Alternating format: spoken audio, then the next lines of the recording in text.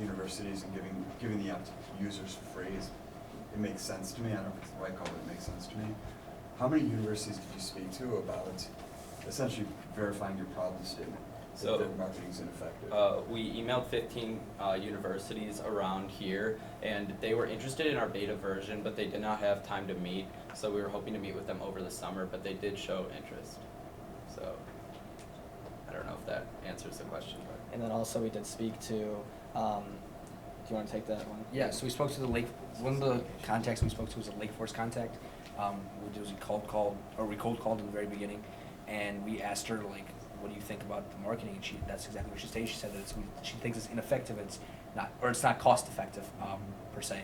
And that's why we believe that this is going to be the solution for them in the future. Have you gotten that same feedback from other universities? Yes. Yes. Well, overall, yes. We more or less asked Lake Forest specifically that question. The rest of them. Most of the universities we spoke to gave us the same feedback. Do you guys have a sense for your competition? You mentioned a number of the names of them, but how many students in universities they have signed up? So the Hobson's group really has Naviance and College Confidential, so they have different products within their company that serve different purposes. So it's hard to estimate how many people they actually engage and make money off of. So Hobson's really is our main competitor, but the other people, aren't really big businesses. Yeah. Going back to your competitors, is there a reason, just looking at the problem statement, why they don't use social media versus you all thinking social media would work? We didn't identify why they couldn't actually use social media, but we see as teens that social media is on the increase. 94% of college students are using it. So as a result, in turn, we believe that using social media to engage students will be extremely effective. So I think this is a really cool idea. You guys did a fabulous job presenting. The concept of an exchange for high school students and colleges is really cool. I guess the question I ask is, when you talk to colleges, did they give you a sense of how many students that they would want to see on the platform before they start to pay? That's what we're trying to do. So that's why we kind of are trying to get those free student subscribers to say, look, we have 100,000 subscribers, and then it'll bring more colleges in. And if we tell students, oh, we already have 50 colleges, maybe more students will come. So I guess we really need to work both sides. I really think the key to this is going to be a mass of students to bring to the colleges, and I think they'll say, hey, if you've got a captive audience, and students have put all their skills and their interests in, they'll obviously want to go with you. I think the MVP, I'm curious as to how you're going to get that critical mass within the MVP and drive that. From one of the coaches, they told us to scale small, go for the universities that have around 2,000 students, and then so we don't need as many students, around 10,000, and then scale up once we get the small students or the small universities. So with respect to your funding plan, there's, can you go back to that slide? There was a lot of focus around sort of building your proprietary platform. It seems that that's where most of that is going. If you were to continue with this, what is your focus going to be in terms of proving out the MVP further? Because I think you said initially you weren't able to really prove it out, and that essentially will take you forward, yet the investment is really based around technology build and not around the development of the MVP. So how will you achieve the full scale MVP and then prove that? So I think we're gonna start by developing the technology feature by feature so that we can engage students. Basically, our MVP is to see if students in colleges will engage through a social media based platform. So we do see interest, so we're trying to build feature by feature and put small amounts of money in it each time to allow us to build that and not waste a lot of money. And also adding feature by feature will keep students' attention, because you add a feature of virtual reality, they're gonna be like, oh, okay, this is interesting, but you keep adding it, they're gonna have their attention. Okay. And then just around validity. 4 minutes.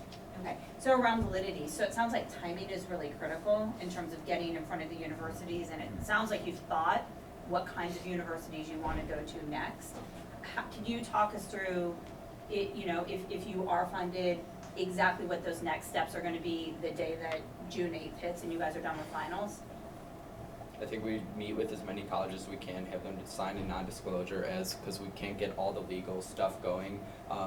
Then we would explain what we want to do and then see what they're interested in and work from there rather than build and get more colleges, talk to the colleges first, then develop.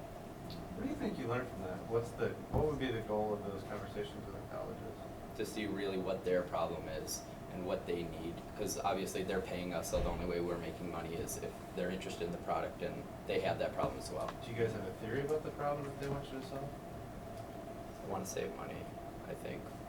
I think it's a lot of time and there's a lot of students and there hasn't been a good enough product or service out there to get that done. And it makes it more efficient for them, just to have everything there, and having like these chat bots, as we said, is gonna be extremely helpful when it comes to, you know, these basic little questions that they answer every single day 1,000 times. Because it doesn't have to have a representative there. It could be 11 o'clock on Christmas Eve or whatever, and you'll still get a response and still get the information you need.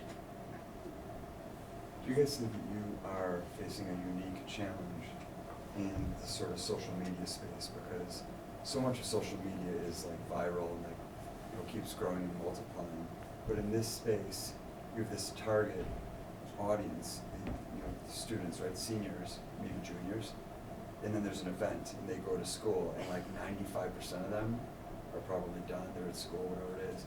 So now you have to start over with a new user base. Have you thought about that? Is that a unique problem? What do you think about that? I think that this issue is, I think it's less than an issue even. Our goal initially is going to start to get students as young as possible. So we're going to start freshman year, not saying we're going to push colleges, but, you know, just something to think about. Here's some interest if you're interested in this. So, you know, and then obviously as getting large numbers of the seniors, juniors, and sophomores of people who are already thinking about colleges, and people who can't actually make the journey to a college, it's really helpful to have everything all in one stop. So I think just by purpose and by function that they will go to our site, and if they don't, we can start marketing more directly to the younger ages as well. How much of your investment is in the data entry of the colleges? So initially we hope to just kind of manually enter the data because it's public data, it's on their websites. So that's the most up-to-date and real data. So we're gonna spend that time, a few of us, literally manually input it because we don't have that much money. And then that's how we're gonna start building. So I guess because we don't Do you have a target have, on how many schools you'd enter and how much, like the data points you get in? I guess as many as we can. Okay. Great job with the presentation. Thank you. I think, you know, people love, you know, as investors, we always love recurring revenue streams. So subscription-based revenue is, you know, great. But, you know, what about other sources of revenue? You guys thought about down the road, like, you know, obviously you have to get it up and running, subscription-based is great, but where do you see the next source of revenue? So we talked about this as there's, you know, obviously right now we're just focused on the inside of the United States. There's international schools that are huge. Obviously everyone wants to go to college for transfer students, and then also for advertisements on our site, whether it's college counselors, and then getting into high schools as well for programs like to become something like an ambiance.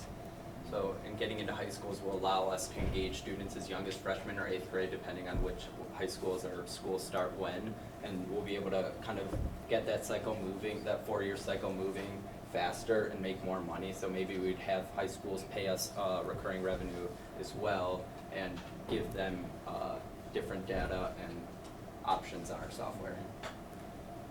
Well, that's all the time we have. Wow, that was